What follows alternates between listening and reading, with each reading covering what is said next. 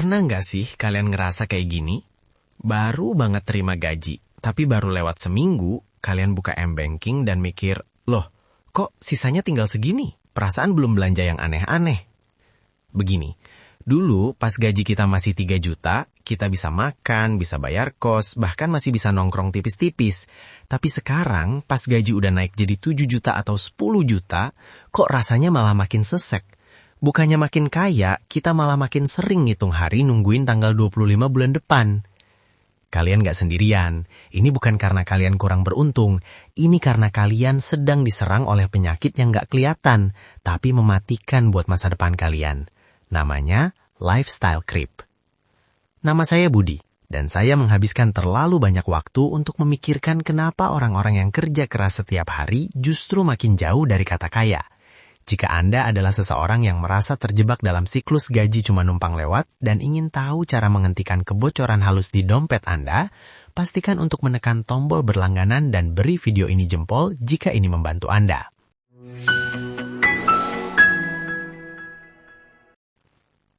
Lihat, kebanyakan orang percaya kalau solusi dari semua masalah keuangan mereka adalah kenaikan gaji. Mereka pikir, kalau aja gaji gue naik 2 juta lagi, gue pasti bisa nabung.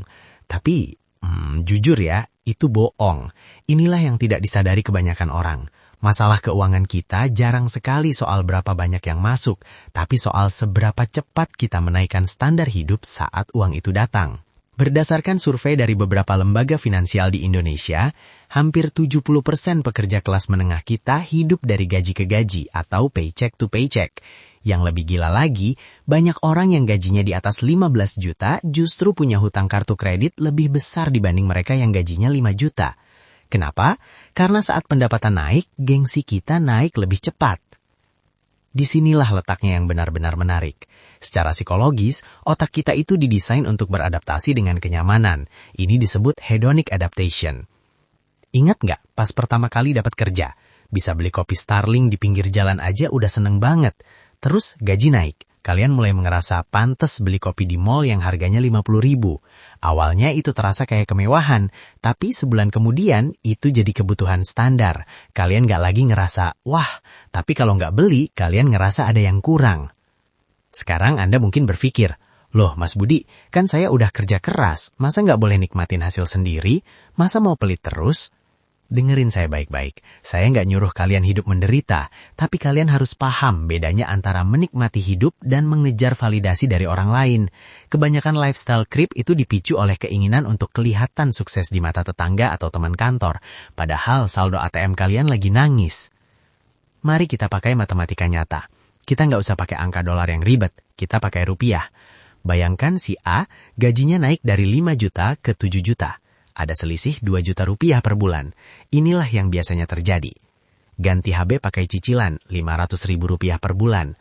Mulai sering makan di luar saat weekend 600.000 rupiah per bulan. Upgrade motor, helm atau skincare 400.000 rupiah per bulan.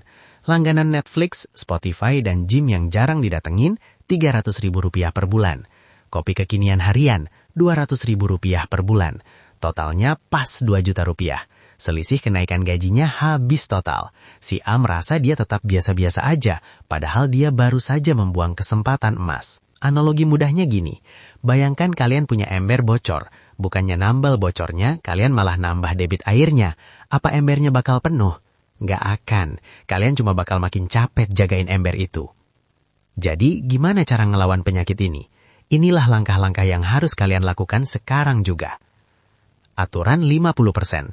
Setiap kali gaji naik, ambil 50% dari kenaikan itu untuk tabungan atau investasi, dan hanya 50% sisanya yang boleh dipakai untuk naikin gaya hidup. Jadi kalian tetap bisa selebrasi, tapi masa depan tetap aman. Audit langganan. Cek mutasi rekening. Hapus semua biaya langganan yang kalian gak pakai dalam 30 hari terakhir. Itu adalah pencuri paling halus di zaman digital.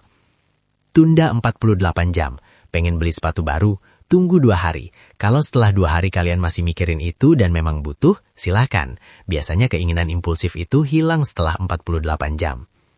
Kesimpulannya teman-teman, kekayaan itu bukan tentang apa yang orang lihat di luar. Kekayaan adalah apa yang tidak kalian belanjakan. Uang yang ada di tabungan kalian itu adalah kebebasan di masa depan. Jangan biarkan lifestyle creep mencuri masa tua kalian cuma demi tepuk tangan orang lain hari ini. Mulailah jadi bos atas uang kalian sendiri, bukan budak dari keinginan kalian. Kalau kalian merasa video ini nampar kalian dengan cara yang baik, tulis di kolom komentar, saya akan kendalikan uang saya. Itu adalah komitmen kecil yang berarti besar. Saya Budi, terima kasih sudah menonton dan sampai jumpa di video berikutnya.